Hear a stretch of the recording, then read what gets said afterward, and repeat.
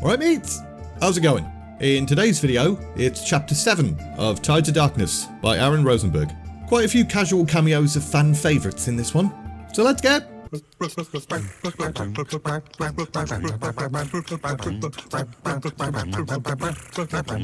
Tell us everything. Khadgar was currently stood in the council chambers of the Violet Citadel. He wasn't too fussed about the disguises and stuff. It was a little bit dramatic, yes, but also practical.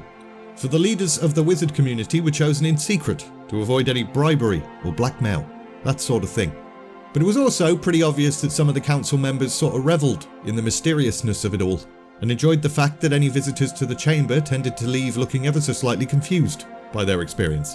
But Khadgar's appearance had also changed since the last time he was here, so it was entirely possible that some of the council members were just as bewildered by him as he was by them.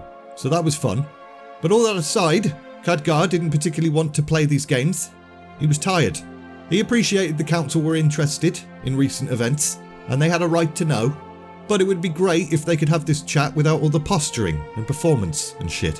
Which is exactly why he glanced directly towards one of the wizards and said, "I would be happy to recount events, Prince Kelthus, but it would be far easier were I able to see my audience properly." There was a bit of a gasp from one of the other figures, but the Elven Prince simply chuckled. "You are correct, young Khadgar.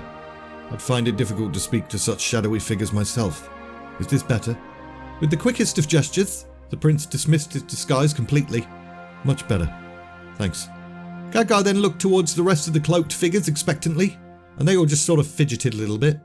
"Lord Krasus, Lord Kel'Thuzad, may I not see your faces?" At that, Antonidas laughed. He hadn't bothered wearing a disguise, since he was the one who invited Khadgar here in the first place. "This matter is far too serious for such parlour tricks. He's no longer a whelp to be fooled and amazed by such slights. Unveil yourselves, my friends. Let us be to this matter before the night grows older." The other magi obeyed with a few grumbles, and now Khadgar could see all 6 of them clearly. Although that didn't mean he recognised all of them. He knew of Antonidas, obviously. He knew of the prince, and Krasus, and Kel'Thuzad. But the pudgy man, and the woman that could only be described as handsome, he did not know. "We've done as you asked. Now tell us what happened. But what do you want to know?" "Everything." "Very well." Khadgar then proceeded to describe all of the things that had happened since he left Dalaran 2 years prior. His strange apprenticeship with Medivh, his mentor's mood swings and weird disappearances, his first encounter with the orcs, the wizard murders, and finally, he told them about Medivh's betrayal, how he and Lothar had been forced to end the wizard's life. And then Khadgar went on to tell them about the siege of Stormwind, Lane's death, the city's conquest, and their subsequent flight north. And the council magi remained quiet the entire time, right up until Khadgar had seemingly finished talking, and there was an awkward silence for a moment. "You forgot to mention the Order of Tirisfal." Antonidas let out a sharp cough, but Kel'Thuzad persisted. "What? Is it not relevant when discussing Medivh?" "It is. I apologise for my lapse, but I know little of the Order's true workings. Medivh did not name any other members or discuss its activities with me." The handsome woman and Kel'Thuzad shared a look of frustration and disappointment with each other, and Khadgar breathed an internal sigh of relief. Good. He'd been right to opt for discretion. These folks knew nothing about the Order and had merely hoped to trick him into revealing their secrets. "I'm more concerned with Medivh himself, with what happened to him. You are certain it was Sargeras who saw within him?" "Absolutely. I'd already seen the Titan in a vision." "So it was Medivh, or Sargeras through him, who opened a rift for the orcs. What did you say that world was called?" "Draenor." Khadgar shuddered a little bit. He still remembered that first vision he'd had in the tower. It had always filled him with a sort of comfort before, knowing he'd make old bones before his demise. But now that his body had been prematurely aged, could happen any moment. Could happen this afternoon. "What do we know of it? This world? You mentioned the sky was red. Can you tell us anything else?" "I haven't really been there, but a companion, a half-orc, told me a few things. The orcs were considerably more peaceful at home. They squabbled, but they didn't fight wars.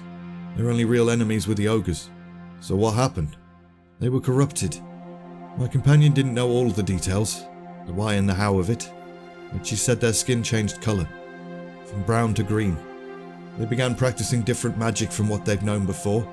They turned more vicious, more violent. She talked about some ceremony in a chalice, and everyone drank some weird liquid, I don't know. But after that they went even more blood crazy, killed any foe they encountered and then turned on each other, and their magics leached the life from the soil itself. Just when it seemed like that might be it for the orcs, Medivh approached their chief warlock Gul'dan and offered him access to this world. They built a portal, sent a few clans through at a time, gradually increased their numbers, and now we have them approaching us at full force. Yeah. Khadgar then waited for further questions, but no one spoke, so eventually, well, if there's nothing more, noble gentleman and lady, I shall skedaddle. It's been a long day. What are your plans now? Khadgar frowned. He'd been asking himself that very question. Part of him wanted to just resume his old job as an assistant to the librarian here in Dalaran, but the other part of him hated the idea of hiding from the upcoming conflict. He'd already faced a demon, a pretty important one at that, and survived. If he could handle that, he could handle anything. Besides, friendship, respect, loyalty still mattered in this world. I'll stand by Lord Lothar.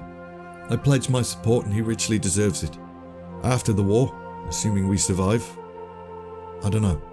You're still a subject of Dalaran. If we called you back here and assigned you necessary work, would you obey? No, I can't return to that. After the war, I'll return to my studies. Whether I do that here, or at Medivh's tower, or some other location is entirely uncertain. Another awkward silence filled the room as everybody studied everybody, until Krasis piped up. You left here a mere fledgling apprentice, but you've returned a master. You will not be ordered to do anything. We shall respect your wishes and your independence. However, we would appreciate it if you kept us up to date. So I'm free to go? Yes, you may go. Keep us informed. The sooner we know what's going on, the faster we can provide assistance. Of course. Khadgar then buggered off, but as soon as the doors shut behind him, he summoned a scrying sphere, because he had a feeling the conversation hadn't ended with his departure. And he was right. I don't know how far we can trust him. He didn't exactly seem eager to be here. Would you be, if you'd been through as much as he has? Besides, we don't need to trust him. We just need him to provide us with an introduction to Lothar and mediate between us and any others. We can at least trust him not to undermine our efforts, not to turn against us, and not to withhold any information we might need. It's not like we need anything more from him than that. That other world he spoke of, Draenor, that troubles me. If the orcs could pass through that portal, others could have too. From either side, there could be even worse creatures waiting eagerly for their chance to devastate our world. And there's nothing to stop the orcs from retreating home whenever they feel it necessary. Fighting an enemy with an impregnable home base becomes considerably more difficult. They could pop out, attack, and then disappear again. We should make finding and destroying that portal our first priority. Agreed. Destroy the portal. Glad that's settled. Anything else? The conversation then immediately turned to extremely boring crap like cleaning schedules, so Khadgar let these scrying spheres fade away. Well, that had gone a lot better than he'd expected. He thought the Kirin Tor was going to be furious with his lack of respect, but they seemed to actually be quite understanding, which was nice of them. Now, Khadgar just needed to teleport himself back to Capital City and go to bed. Hopefully he'd be awake enough to be of any use tomorrow.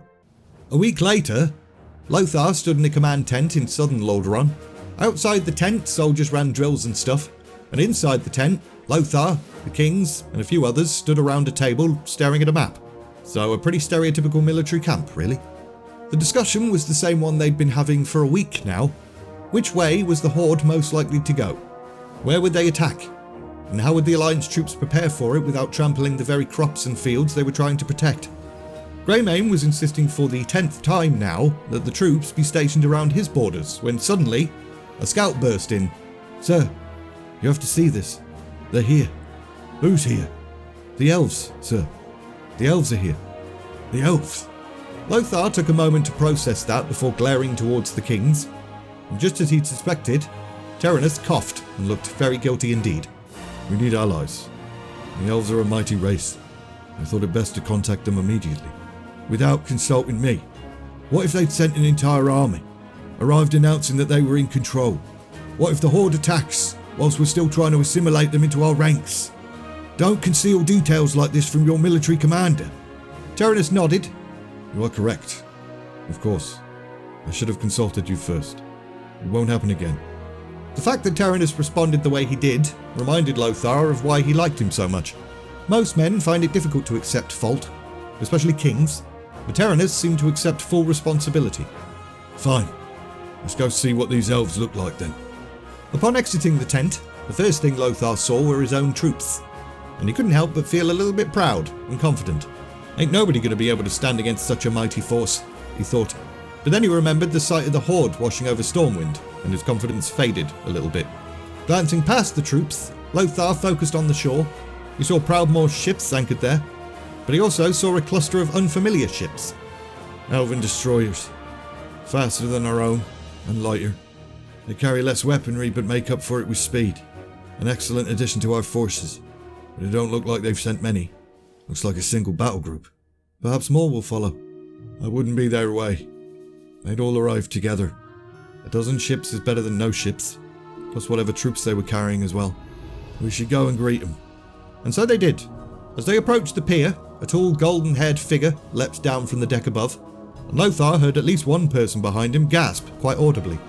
The figure then drew closer, and Lothar saw that it was a woman. A rather stunning one, at that. Milady, welcome. I'm Anduin Lothar, commander of the Alliance of Lordaeron. The elven lady nodded. I'm Illyria Windrunner. I bring you greetings from Anasterian Sunstrider and the Council of Silvermoon. Thank you. Allow me to introduce the kings of the Alliance, as well as my lieutenants.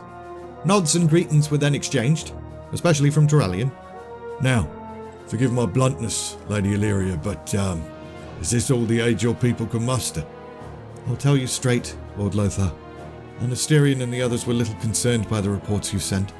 This horde is far distant from us, and seems intent on conquering human lands, not our forests.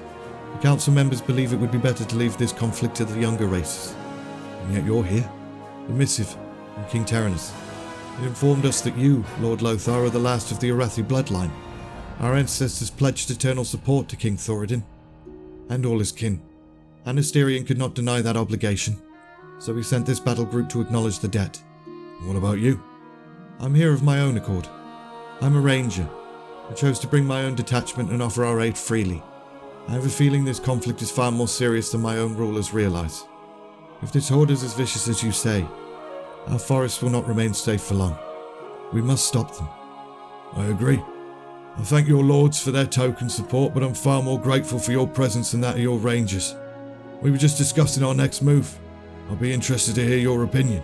And, once your people are settled, I would ask that you send them scouting, and we may be sure our enemy is not yet upon us.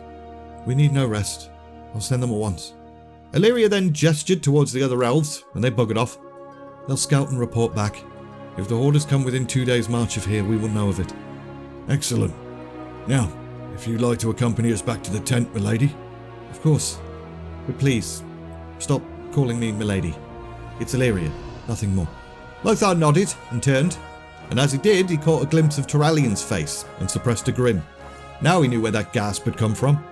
However, 2 days later, Lothar found he had nothing to smile about anymore, because Illyria's scouts had returned, as had Proudmoore's, and both had the same news to share. The Horde had taken Khazmodan. They'd crafted ships. Those ships were now carrying them swiftly across the water, aimed at the southern coast of Lordaeron. Seemed likely they'd come ashore in the Hillsbrad region, but if the Alliance were quick enough, they could have a force there waiting as the Horde arrived. Gather the troops. Leave everything non-essential. We can send people back for it later if we survive. Go! Lothar then turned to Khadgar.